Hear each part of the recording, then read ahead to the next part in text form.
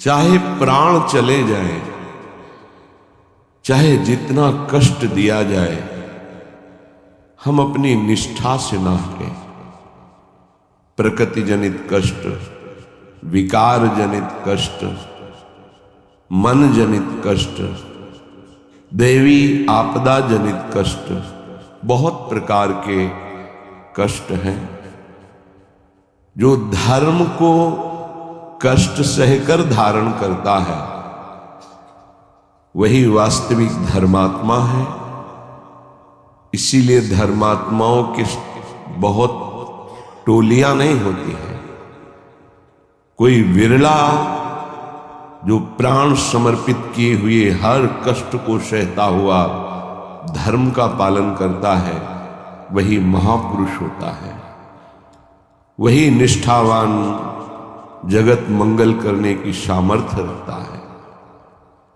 सच्ची मानिए, महापुरुषों ने अपार कष्ट सहा है। जब उनके पावन चरित्रों को पढ़ो तो अपनी भक्ति का जो भाव है वो बहुत ही लघु और सारहीन लगता है कि हमारे में कहाँ भजन है, वो कहाँ है वो निष्ठा हमारे अंदर। प्राणों को पुष्प की तरह न्यौछावर कर दिया अपने धर्म पालन के लिए, अपनी उपासना के लिए, अपनी निष्ठा के लिए प्राणों की आहुति दे दी और आह नहीं किया और जय ही मनाया, आपकी जय हो।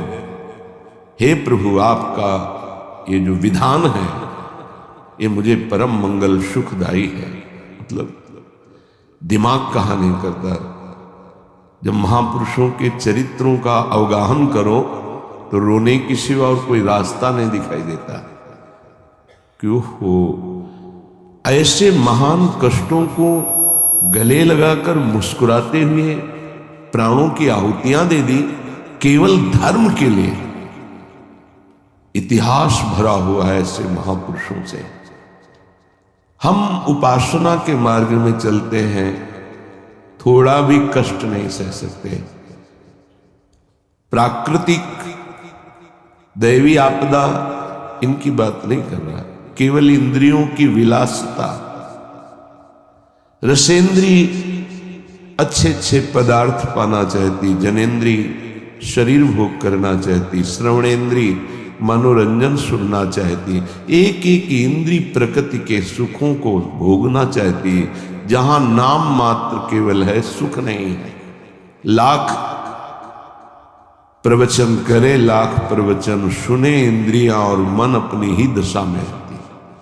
सोचो उन महापुरुषों को जिन्होंने, ये तो बहुत छोटी बात है सहना, भीषण यातनाएं दी गई उनके शरीर में कि आप अपने धर्म को छोड़ दीजिए। यातनाओं को हंसते हुए स्वीकार कर लिया। चित्त व्यथित हो जाता है कि प्रभु आपका विधान केवल महापुरुष ही सह सकते हैं, वही समझ सकते हैं, नहीं तो प्रश्नवाचक चिन्ह खड़ा हो जाएगा। आप कहां थे जब ऐसा हो रहा था? तो आप कहां थे? आपका व्रत है, करो सदा तिन कै रखवारी। महिमा सुनी है, सीम की चाप सके पोटासु, बड़ रखवार रमापति।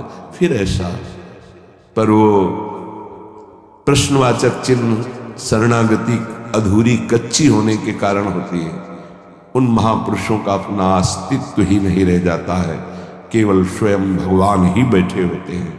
तब ये स्थिति, उपासक सुख दुख को ना देखे, इष्ट देव को देखे, अनुकूलता प्रतिकूलता को न देखे, अपने धर्म को देखे, अपनी उपासना को देखे, तभी वो आगे बढ़ सकता है। सच्ची कहते हैं, हृदय रो पड़ता है इन महापुरुषों की निष्ठाएं देख करके कि वाह कैसी धर्म निष्ठा है। देह प्राण ते प्रिय कछु नहीं, किसी का भी हो, देह और प्राण बहुत प्रिय है। लेकिन इन महापुरुषों ने, गुरुजनों ने देह प्राण की किंचन मात्र परवाह नहीं की। धर्म के लिए हम छोटी सी वस्तु भोजन, छोटे से इंद्रियों के भोगों के लिए अपने धर्म का त्याग कर देते हैं। महापुरुषों ने अपने प्राणों का त्याग कर दिया, लेकिन धर्म नहीं त्यागा। ये जब तक निष्ठा नहीं आती तब तक हम अपने आराध्य देव के प्रताप, महिमा और उनके प्यार को नहीं समझ सकते। अनुकूलता को, सुख को, सम्मान को तो कोई भी कृपा मान के स्वीकार ही करेगा, लेकिन प्रतिकूलता को, अपमान को, दंड को, तिरस्कार को जो कृपा मान करके सहता है, उसे महाभागवत कहते हैं, उसे महापुरुष कहते हैं, उसे भक्त कहते हैं। क्योंकि ऐसे महापुरुषों के हृदय में स्वयं सच्चिदानंद भगवान विराजमान रहते हैं। ये संसार बड़ी आग की ज्वाला है। आपको इसलिए नहीं दिखाई दे रहा, आपका चश्मा ठीक नहीं है, नेत्र ठीक नहीं। नाम जप कीजिए, निरंतर नाम जप कीजिए, फिर देखिए कैसा लगता है आपको ये संसार। एक अजीब स्थिति आती है, एक अलौकिक स्थिति आ जाती है, कुछ अच्छा नहीं लगता।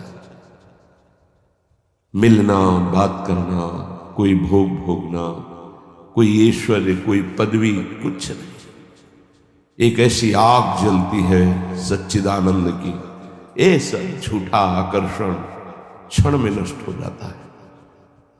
अभी हमारी मलिन दृष्टि है तो हमको संसार प्यारा लगता है, असत प्यारा लगता है। संसार में तत् 10 दिशों, 10 दिशाओं में इस संसार में कहीं सुख नहीं है। दुखालयम अशाश्वतम, भगवान कह रहे हैं, महापुरुष कह रहे हैं, हमें सुख दिखाई दे रहा है। हमारी बुद्धि पतित हो चुकी है, मलिन हो चुकी है। ये दावानल संसार, जंगल में जो आग लगती है उसे दावानल कहते हैं। ये भड़क रही है, मैं भी उसकी लपेटों में आ रहा हूं। श्रीपाद कह रहे हैं, क्या कर सकता हूं, असमर्थ हूं। ये हृदय की बात है। हा वृंदारण्य काम क्रोध लोभाद्यति बल बहल व्याल संकीर्ण में तत्। एक काम क्रोध लोभ आदि अनेक बलवान सर्प हैं जो अपनी कुंडली में फंसा करके डस लेते हैं और उनका विष चढ़ जाता है। कुछ तो ऐसे लील ही जाते हैं, अजगर आदि।